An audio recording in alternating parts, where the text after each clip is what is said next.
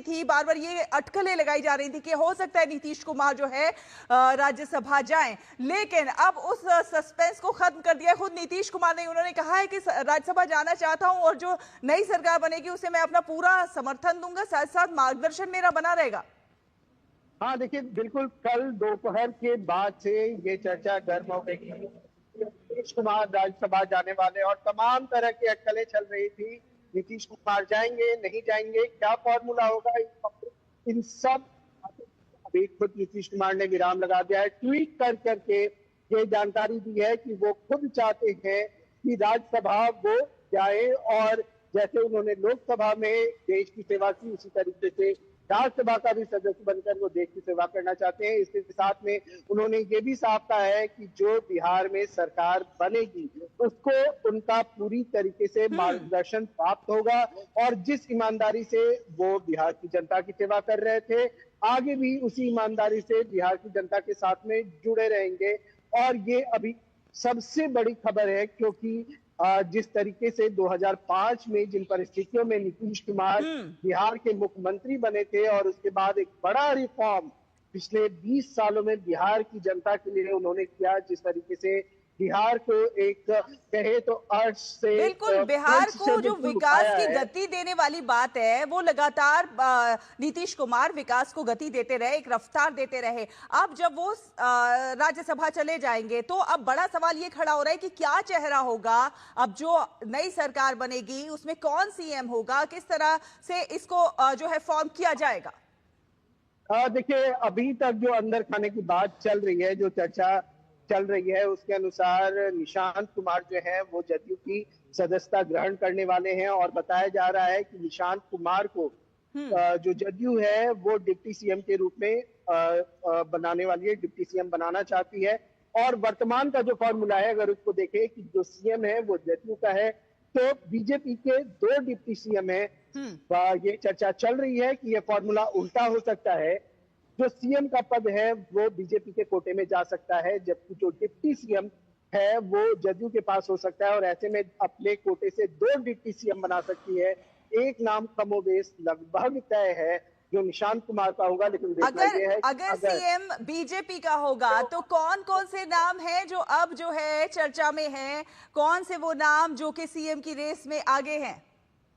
देखिए, नामों की तो कई चर्चा हो रही है लेकिन अभी जो नाम सबसे आगे चल रहा है उसमें सम्राट चौधरी जो कि वर्तमान में भी उप मुख्यमंत्री हैं, इसके साथ में विजय कुमार सिन्हा जो कि अभी भी उप मुख्यमंत्री हैं। इसके अलावा दिलीप जायसवाल का भी नाम चल रहा है जो कि पार्टी के सीनियर लीडर हैं और वर्तमान में उद्योग मंत्री हैं। इसके अलावा कुछ केंद्रीय नेतृत्व के चेहरे को भी बिहार में जगह दी जा सकती है, जिसमें नित्यानंद राय का नाम भी काफी आगे चल रहा है। तो ऐसे में हालांकि ये सारी चर्चाओं का भी दौर है। बीजेपी कई बार सरप्राइज कर चुकी है, चाहे दिल्ली की बात हो, चाहे अपने राष्ट्रीय अध्यक्ष के चुनाव की बात हो। नितिन नवीन को जिस तरीके से बीजेपी ने चुना था ये अपने आप में बहुत सरप्राइजिंग था, पूरे बिहार के लिए भी, पूरे देश के लिए भी। ऐसे में देखना ये होगा कि क्या सीएम फेस को लेकर, बिहार के सीएम फेस को लेकर के भी क्या बिहार बीजेपी कोई सरप्राइजिंग चेहरा लेकर के आती है, क्या जो नामों की चर्चा चल रही है जो बीजेपी के पुराने कद्दावर और जो ग्रास रूट लेवल के जो नेता हैं उनको ही एक बार फिर से सीएम के पद पर बिल्कुल मधुरेश बने रहिए हमारे साथ। शैलेंद्र भी जुड़ गए हैं। शैलेंद्र, लगातार आपसे पहले भी बात हो रही थी, जो कयास आ रही थी, अनुमान लगाए जा रहे थे कि अटकलें थी कि सीएम नीतीश कुमार जो है अब राज्यसभा आएंगे, लेकिन वो सिर्फ अटकलें थी। लेकिन अब उन अटकलों पर विराम लग गया है क्योंकि उन्होंने खुद ही ये सारा सस्पेंस खत्म कर दिया है, राज्यसभा जाना चाहते हैं। और ऐसे में अब एक बड़ा सवाल इधर भी खड़ा हो जाता है कि आखिर कौन होगा सीएम पद का चेहरा। देखिए, बहुत महत्वपूर्ण बात आपने कही और जिस बात को लेकर कल से चर्चा हो रही थी, कल जब हम और मधुरेश डीडी न्यूज पर जानकारी दे रहे थे कि संकेत है कि 12 बजे के बाद नीतीश कुमार नामांकन भरेंगे राज्यसभा का, अब ये स्पष्ट हो गया कि 2 बजे वो नामांकन करने जा रहे हैं और उन्होंने खुद सोशल मीडिया पर पोस्ट करके जानकारी दी है। तो आगे अब जानते हैं कि सरकार में बदलाव होने जाएगा जब बिहार में नई सरकार बनेगी। लेकिन जो इस वक्त की सबसे बड़ी खबर है ये है कि जो अटकलों का बाजार था वो खत्म हो गया है। नीतीश कुमार राज्यसभा के लिए नामांकन करने जा रहे हैं, ये बात पूरी तरह से स्पष्ट है। देखिए, हम सब जानते हैं कि बिहार में एनडीए की सरकार है नीतीश कुमार की अगुवाई में, जिसमें जेडीयू और बीजेपी अहम साझेदार है, बाकी लोजपा, जितिन राम मांझी की पार्टी और बाकी दल साथ में है। तो निश्चित तौर पर जब नई सरकार बनेगी, मुख्यमंत्री कौन होगा, इस सबकी चर्चा हो रही है। बीजेपी कोटे का मुख्यमंत्री हो सकता है, ये भी बहुत स्पष्ट हो रहा है। पहली बार होगा जब बिहार में बीजेपी का मुख्यमंत्री बनने जा रहा है एनडीए की अगुवाई में। ये बहुत महत्वपूर्ण घटना होगी। अभी 2 उप मुख्यमंत्री हैं, तो निश्चित तौर पर ये 2 उप मुख्यमंत्री जेडीयू कोटे में जा सकते हैं। और क्या निशांत कुमार, नीतीश कुमार के जो बेटे हैं, वो उप मुख्यमंत्री होंगे, इस सब बात की चर्चा है। लेकिन सबसे बड़ी खबर यही है कि आप देखिए, राष्ट्रीय राजनीति में लंबा अनुभव पहले भी रहा है। रेल मंत्री के तौर पर काम कर चुके हैं। अटल बिहारी वाजपेयी सरकार के समय पे हम जानते हैं कि आप देखिए, उनका एक शानदार रिकॉर्ड रहा रेल मंत्री के तौर पर। और जब लंबे समय से हमने देखा कि 2000 के बाद से अब तक लगातार अगर थोड़ा सा पीरियड छोड़ दे तो वो मुख्यमंत्री रहे। तो ऐसे में नीतीश कुमार का फिर से राष्ट्रीय राजनीति में आना और उच्च सदन का हिस्सा शैलेंद्र, जिस बनना, तरह से ये एक बहुत बड़ी आपने खुद घटना। भी कहा और हम सब जानते हैं कि एक लंबा अनुभव उनको मुख्यमंत्री के तौर पर रहा है, ऐसे में जब वो राज्यसभा आएंगे और राज्यसभा सांसद के तौर पर वो शपथ लेंगे, उसके बाद वो किस तरह से अपने देश की, अपने जो क्षेत्र की जो जनता है उसको किस प्रकार से साध सकेंगे, किस प्रकार से उनका वो पार्टी को नेतृत्व दे सकेंगे? देखिए सैला, राजनीति में आप जानते हैं कि कभी ना कभी आपको रास्ता बनाना होता है। और जेडीयू में नया नेतृत्व खड़ा करना और निशांत कुमार के रूप में हमने देखा है कि उनकी राजनीति में एंट्री हो रही है और ये धमाकेदार एंट्री होगी। क्योंकि अगर जैसी की चर्चा है कि वो जब नई सरकार होगी तो उसमें उप मुख्यमंत्री बनाए जा सकते हैं, तो उनके अगुवाई में आप एक तरह से कहें कि जेडीयू आगे जाएगी। नीतीश कुमार की क्या भूमिका होगी, एनडीए बैठकर खुद इसमें नीतीश कुमार फैसला करेंगे राष्ट्रीय राजनीति में। चूंकि अब राज्यसभा वो आ रहे हैं, ये तय हो गया है। क्या किस तौर पर अपनी भूमिका राष्ट्रीय राजनीति में देखते हैं, ये देखने वाली बात होगी। लेकिन ये जरूर है कि अब अगली पीढ़ी को जेडीयू में कमान देने की बात है निशांत कुमार के साथ ही, जब उनकी राजनीति में एंट्री होने जा रही। तमाम दिग्गज नेता नीतीश कुमार के आसपास जो आप देखते हैं जेडीयू में, उन्होंने स्पष्ट तौर पर कहा कि जो भी फैसला है वो नीतीश कुमार का है, नीतीश कुमार ही तय करेंगे, वो सर्वमान्य नेता है। तो उन्होंने तय कर दिया कि अब वो राज्यसभा जा रहे हैं। अब जेडीयू के अंदर कौन एक तरह से अगुवाई करेगा, उप मुख्यमंत्री, अगर ये सब जो बातें चल रही है इसमें जेडीयू कोटे में जाता है तो कौन उप मुख्यमंत्री होगा, क्योंकि 2 उप मुख्यमंत्री की बात चल रही है। क्या पहले निशांत कुमार होंगे, दूसरा और कौन उप मुख्यमंत्री होगा, ये सब कुछ चर्चा अभी तक इसमें समय है। आज नामांकन का आखिरी दिन है, उसके बाद हम जानते हैं कि 16 मार्च तक चुनाव होने हैं। फिर राज्यसभा के लिए शपथ ग्रहण जब वो राज्यसभा उम्मीदवार के तौर पर चुनकर आएंगे तब तो काफी समय। तो इस पर लेकिन अटकलों का बाजार जरूर गर्म हो गया कि मुख्यमंत्री कौन होगा। निश्चित तौर पर सबसे बड़ी खबर होती है कि सरकार में बदलाव होता है, तो ये लीडरशिप तय करेगी। जेडीयू और बीजेपी मिलकर, उसका शीर्ष नेतृत्व मिलकर तय करेगा। इस पर नीतीश कुमार की निश्चित तौर पर बहुत महत्वपूर्ण भूमिका होने वाली है। लेकिन चर्चा इसी बात की है कि इस बार बीजेपी कोटे का क्या मुख्यमंत्री होगा, यानी बीजेपी से मुख्यमंत्री और जेडीयू से 2 उप मुख्यमंत्री। तो फिर ये बहुत बड़ी घटना होगी बिहार की राजनीति में, पहली बार जेडीयू से 2 उप मुख्यमंत्री। तो ये शैलेंद्र, ये एक फॉर्मूला सामने आता हुआ नजर आ रहा है कि ऐसा हो सकता है। मधुरेश, बीजेपी को कि अगर हम पिछले कुछ घटनाओं की बात करें तो लगातार बीजेपी ने सरप्राइज किया है। लोग अटकलें लगाते हैं तमाम नामों की, तमाम बड़े नामों की कि ये सीएम चेहरा हो सकते हैं, वो सीएम चेहरा हो सकते हैं, लेकिन बीजेपी सरप्राइज करती है किसी आम ऐसे कार्यकर्ता को मुख्यमंत्री बनाकर जिसका उतना ज्यादा फेम नहीं होता है। और ऐसे में वो जनता से जो एक कनेक्ट है, जनता से जो एक जुड़ाव है, कहीं ना कहीं बीजेपी का और ज्यादा मजबूत हो जाता है। हाँ बिल्कुल, यही बात मैं अभी थोड़ी देर पहले आपको कह रहा था कि बीजेपी बहुत सरप्राइजिंग पार्टी है।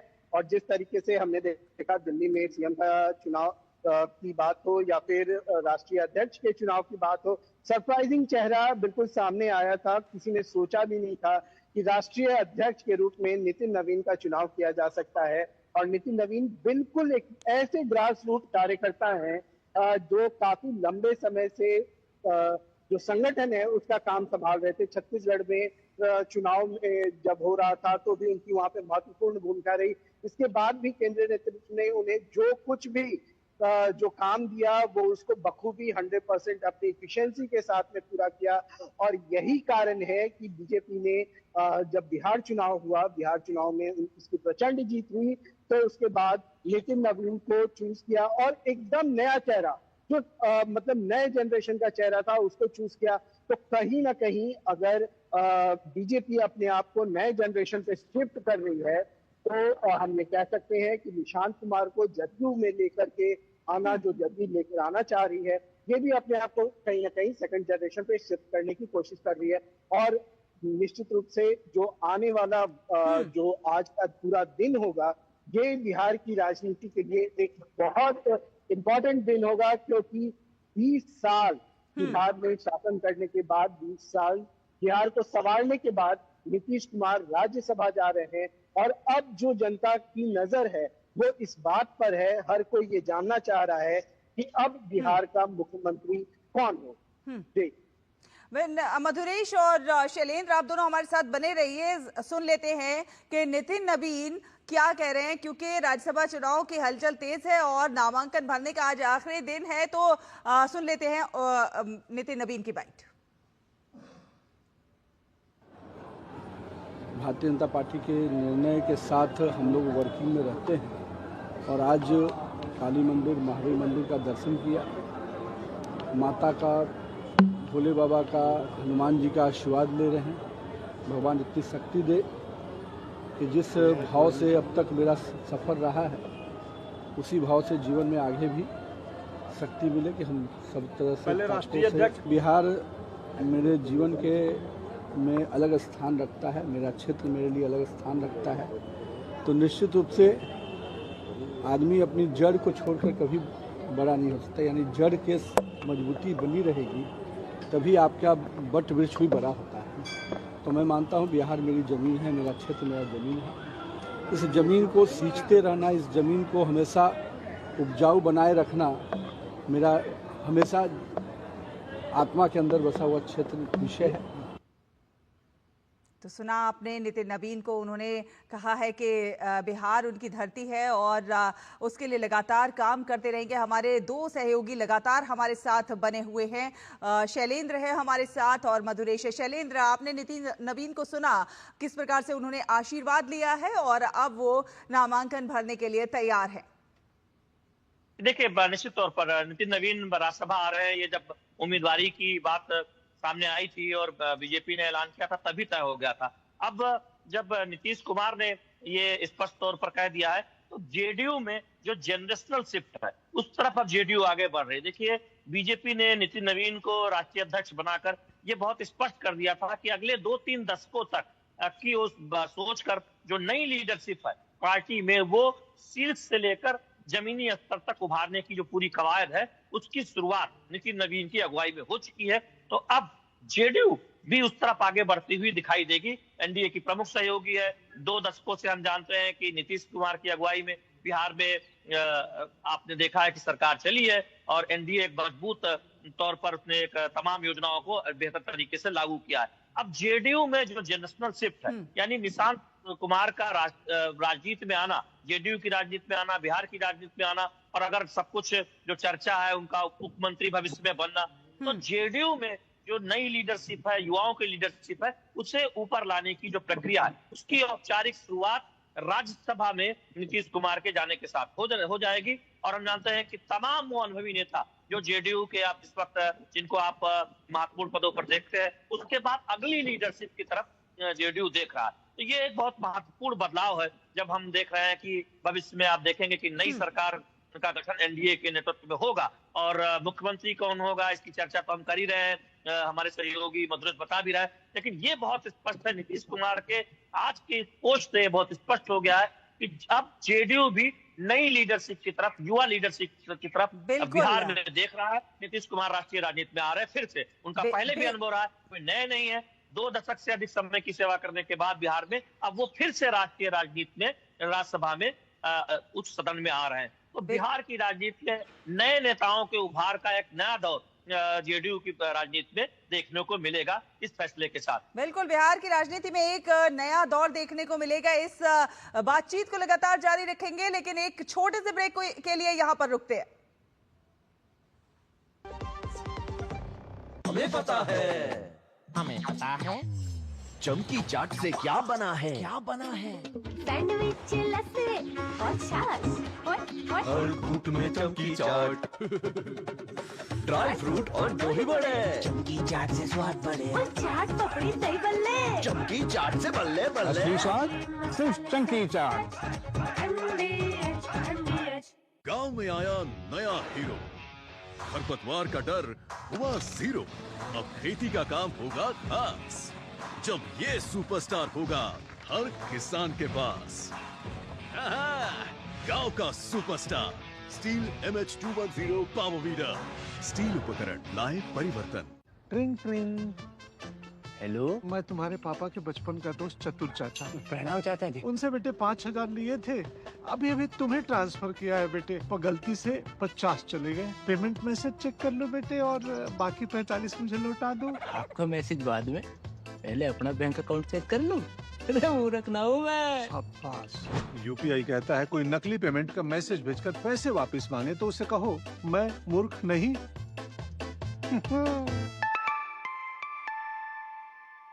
जाइए आप भी किसी का टेस्ट लीजिए।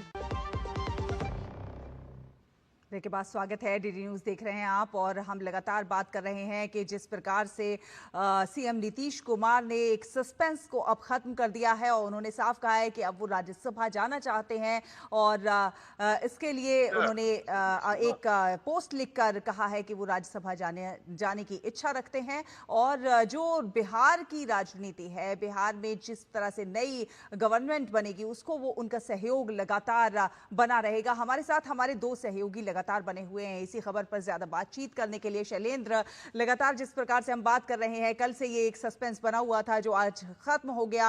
आज जो है नामांकन भरा जाना है, आज नितिन नवीन भी नामांकन भरने वाले हैं और ये भी कहा जा रहा है, ये भी उम्मीद है कि गृहमंत्री अमित शाह भी उनके नामांकन के समय वहां पर मौजूद रहेंगे।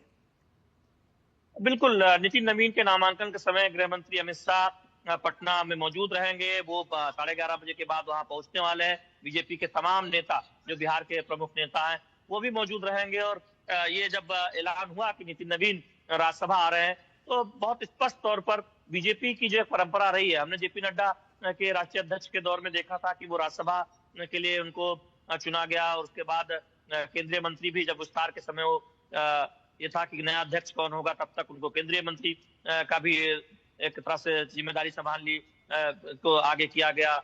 वो नेता सदन के तौर पर भी इस वक्त राज्यसभा में काम कर रहे हैं। तो राष्ट्रीय अध्यक्ष राष्ट्रीय राजनीति में रहेगा, राज्यसभा में उनकी नुमाइंदगी होगी। ये बहुत स्पष्ट तौर पर तभी साफ हो गया था। अब चर्चा इस बात को लेकर है कि एनडीए के जो सहयोगी दल हैं उनमें जो लीडरशिप एक तरह से देखें जो नई उभारने की कवायद है वो जेडीयू में शुरू होने जा रही है। निशांत कुमार की जेडीयू में आधिकारिक एंट्री के साथ ही तो जब से ये बात स्पष्ट तौर पर सोशल मीडिया पर कही है नीतीश कुमार ने कि वो राज्यसभा जाना चाह रहे हैं, ये बहुत स्पष्ट हो गया है कि अब नई सरकार आपको देखने को मिलेगी। नई सरकार किसकी अगुवाई में होगी? संभवतः बीजेपी का मुख्यमंत्री होगा, क्योंकि जो फार्मूला था कि 2 मुख्यमंत्री बीजेपी के थे और मुख्यमंत्री पद जेडीयू में था, नीतीश कुमार संभाल रहे थे। अब अभी समय है, क्योंकि 16 मार्च आज अंतिम तारीख है नामांकन के लिए राज्यसभा की। उसके बाद 16 मार्च को चुनाव है, फिर पदभार ग्रहण करने में राज्यसभा में शपथ होती है।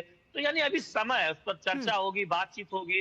हो सकता है कोई नया नाम उभर के सामने आए। बीजेपी के पास नेताओं की कमी नहीं है, गैलेक्सी ऑफ लीडर्स है। आप देखिए सम्राट चौधरी मंत्री हैं, आप नित्यानंद राय केंद्र में गृह राज्य मंत्री है। इसके अलावा भी संगठन में कई नेता हैं और कई बार चौंकाने वाले नाम भी सामने आते हैं।